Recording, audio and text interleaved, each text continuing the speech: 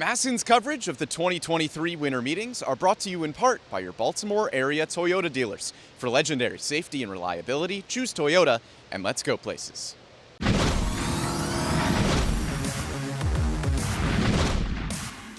Definitely no sense of urgency. I've never been one to view these meetings as some type of compressed time frame where you got to do something. It's just not the way that we approach these meetings. I think they're very efficient from interaction and info gathering. I think in our business, it's kind of hard to get all your executives and scouts and manager in the same room, honestly, and so it tends to speed up trade conversations, idea generation, some creativity.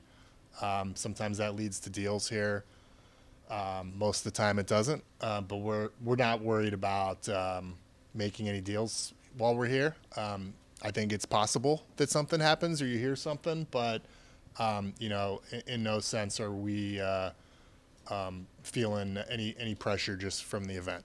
How deep do you judge the pitching market, be it trades and free agent, whatever way you might look at it? I don't have a big opinion about whether this is a deep or a shallow pitching free agent class. It seems fine. There's some top end guys.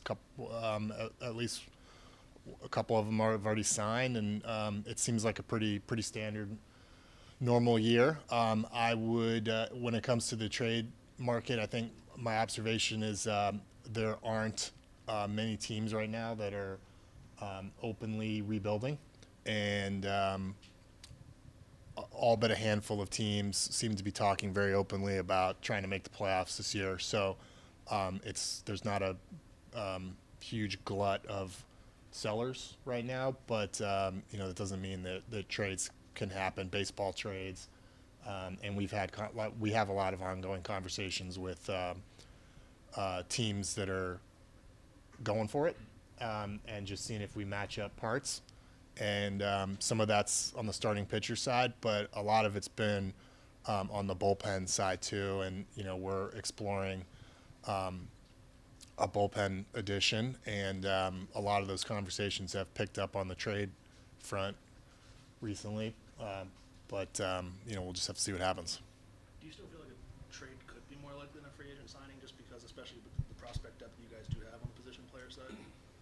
I think that we're as well equipped as any team to rattle off prospect packages for any player. That doesn't mean that we want to do that just because we could we have the number one farm system. We could theoretically outbid any team. At some point it becomes a trade that you don't want to do regardless of who's betting on it. So it's nice because it equips us to get involved in every conversation, but there's more to making trades than just being the high bidder. I mean, the trade's got to make sense. And I think another thing too, a lot of our prospects are so close to the majors, if they're not there yet, that these are guys that are going to help the 2024 Orioles too. So we got to keep all that in mind.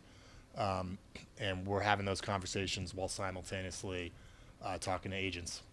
What do you view as the organization's number one priority this offseason? We want to make the team better. I think it's pretty clear that there's probably a little more avenue for that on the pitching side, just because our position player group is almost entirely returning, and we have more on the way.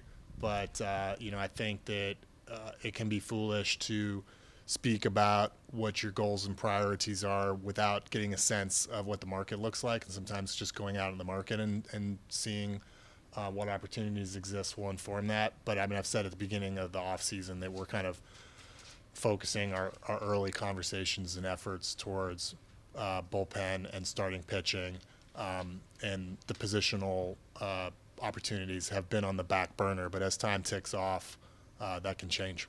What do you see as the roles for D.L. Hall and Tyler Wells next season? I think that we won't know until we get into spring training and even into next season. But I'm happy about the fact that we're able to talk about both guys in a starter context and also a reliever context. I think it's going to matter.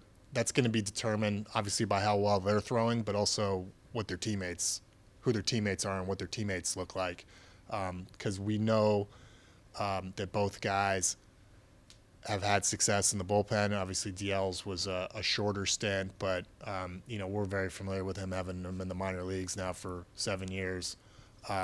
That we're really confident he can help there. But long term, both of these players have the pitch mixes and the deliveries and the skill sets to start. So, I think we may see one in the rotation, one in the bullpen. We may see both in the bullpen. Probably both of them to get into the rotation would probably require an injury or something to somebody else that we hope doesn't happen. But both guys are really well positioned to impact the team regardless of what the role is. Mike, because you can outbid other teams, as you stated, are you convinced that that might be the better avenue to get what you truly want? And how prepared are you to potentially have to give up a significant prospect? We're definitely prepared to. I mean, we've had a lot of conversations dating back to the trade deadline where we've made, some of our more famous prospects available. I think what I would stress is just because we have this wonderful farm system, and we theoretically would have the ability to match or top people's trade offers, we also have to worry about the balance of the trade itself, not just who we're outbidding. And these are a lot of our players are prospects. I mean, these are guys that are have tools, are performing in AAA, are consensus top 50 prospects in baseball, and every third party you look at, we got teams asking about them left and right. You don't just throw those guys into trades and write it off. Those are players that are going to be helping not only soon but helping for a long time. So we've got to balance all that. I think it's fun for us to be in a position where we can get into every trade conversation.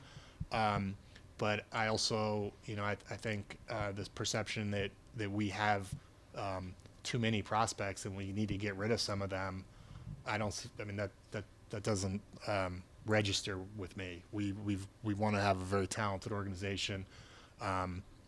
We need to make good trades. We don't need to jettison players. So that's what we're focused on doing. But I think we're very open to and very realistic about making our prospects available, because there's some impact players out there possibly on the trade market, and you gotta give something to get something.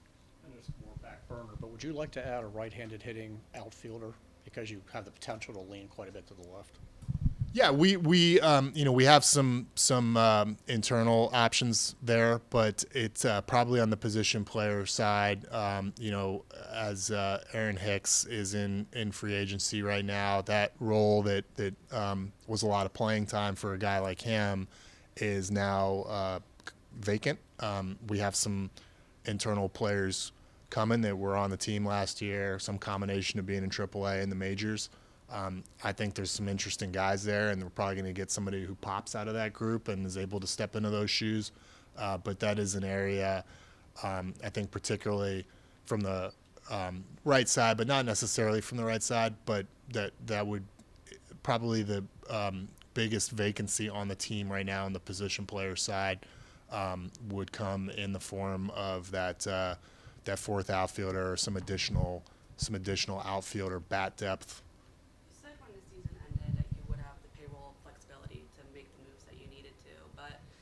Uncertainty with the lease changed that at all? Have you been given any different directions, not knowing what the lease is going to look like in a couple weeks?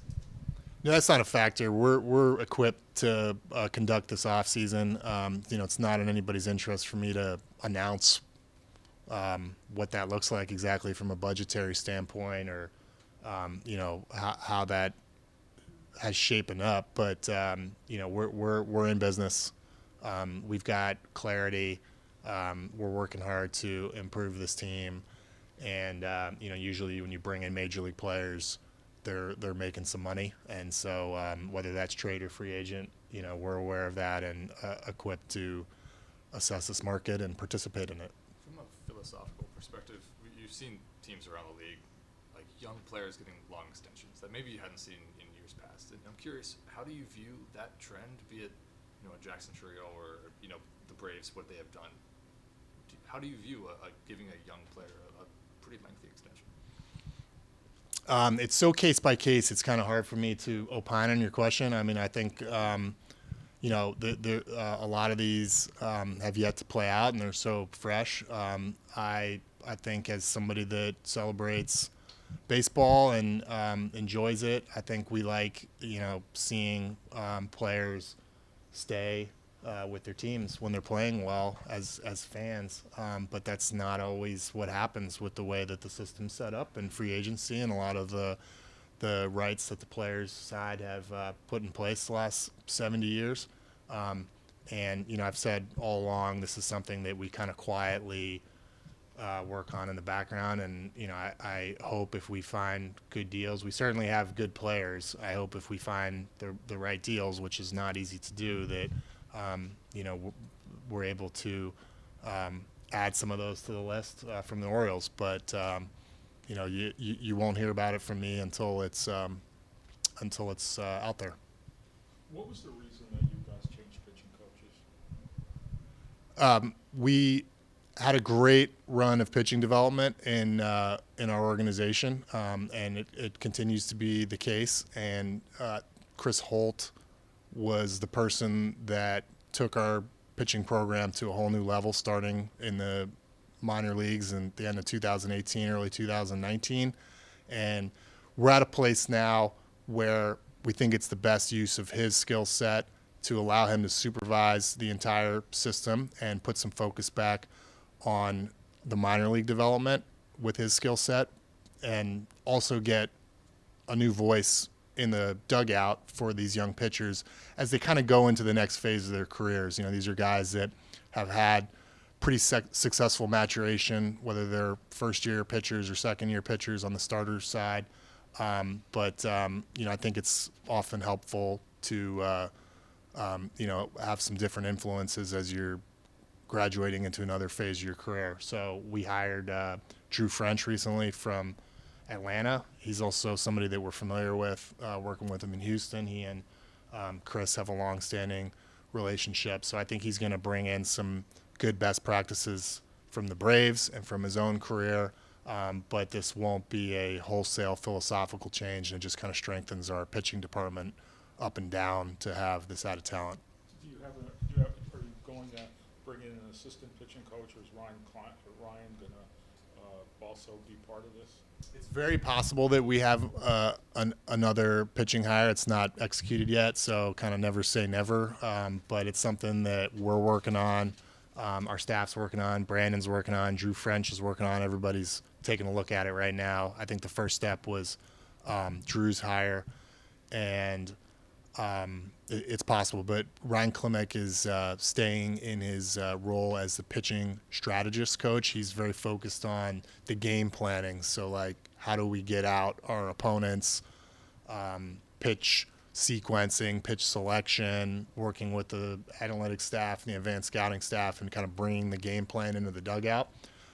It's been very smooth and successful the last couple of years, so we're kind of keeping that in place.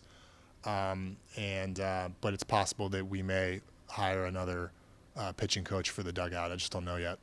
Considering the depth that you have starting pitching-wise, how do you view the state of your rotation as you go about potentially adding somebody to that mix? Is that person more likely to slot at the front end of the rotation, the back end? How do you view the state of the rotation? I definitely don't like to talk about starting pitcher depth with the baseball gods always within earshot, but we've got a decent group that's returning. A lot of successes last year. There's also we feel pretty good about some of the numbers that we have, but I think 30 of these suites right now, there's teams talking about we're out looking for pitching and pitching depth. So it's a very competitive market. I think that we've expressed the desire to maybe come away with one rotation upgrade a rotation upgrade this offseason if we can. But I can tell you a few weeks in, this isn't they're not growing on trees, and it's not easy. So we're doing the best that we can within the market. I'm hopeful that this pitching staff will look stronger at the end of the offseason than it did a month ago. But the way, shape, or form or person that's coming in, I just don't have a crystal ball right now. How important is it to you to get a reliever with closing experience, just because you have so few relievers on the roster right now who have closed before? It'd be nice. There's only so many of those guys. You don't want to restrict yourself too much, but it is something that we are talking about and placing a little bit of value on. If the player, and there's guys that we're talking about trading for. There's free agents that have had that ninth inning experience in their career. It's just a little bit of a warm fuzzy, I guess, but it's not. It's definitely not a requisite for us to make the acquisition. In some respects, it is a great position to be in, to have the number one farm that's so deep and a roster that won 101 games last year. Is there almost no pressure to do anything, because right now the Orioles are pretty good? Well, I'm happy, very happy with our regular season last year. I'm very happy with the state of the farm system. We feel constant pressure in this business, especially in the division that we're in, to stay sharp and keep improving. And I hope the players are doing the same this winter. Our coaches, everybody's working hard, and there's 29 teams, and there's only so many wins that can go around every year. There's a lot of people chasing those wins right now. So we're definitely not resting on our laurels, but we have a core of players and what looks like a really nice group of reinforcements coming, and that's a great place to start. What about Dillon Tate? What's his status? I think good. He's healthy now. He's been throwing. He's been pitching off a mound. He's not feeling any symptoms. So I feel really optimistic that he's going to be Dillon Tate in Sarasota. That really sucked last year. I mean, we thought we were going to get him back in late May, and it was just one of those things that just didn't quite resolve the way he wanted to. His command and just the feel that he normally has for where the ball's going wasn't there. It's not the type of injury they had, a flexor strain. It's not unusual. Michael Baumann, for instance, had one at the alternate site, and it took him about a year to really get back to himself. So it's not terribly surprising. I think we're going to get a much different Dillon Tate experience in 2024 than we had in 2023, and that would be great for our bullpen.